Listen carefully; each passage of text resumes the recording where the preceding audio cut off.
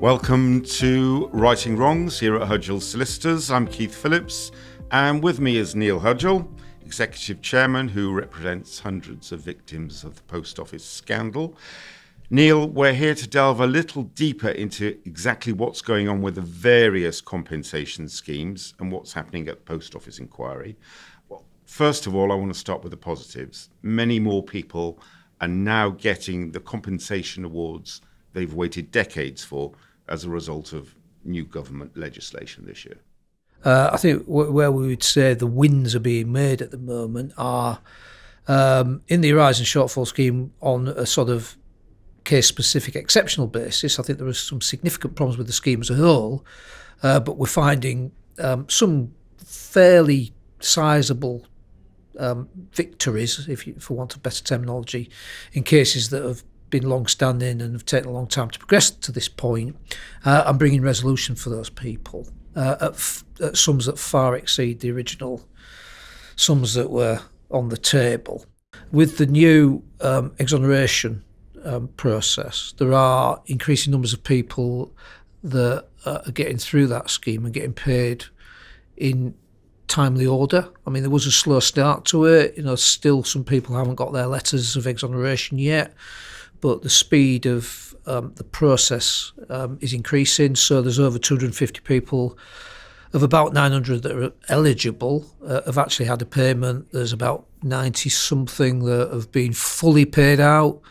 And within those two categories, most of those clients are clients of Hudgell. So we've got some people who've, within a small number of months, have gone from exoneration to payout to being able to move on with their lives. It's not everybody, and it's nowhere near enough, but it is a sort of positive indicator of movement in the right direction. Looking at the Horizon Shortfall Scheme, can you give examples where those who have applied for an award were offered unacceptably low compensation awards? I think my take on the Horizon Shortfall Scheme is that it's had a rocky journey since it was launched 4 years ago. The majority of claims initially were settled without legal advice.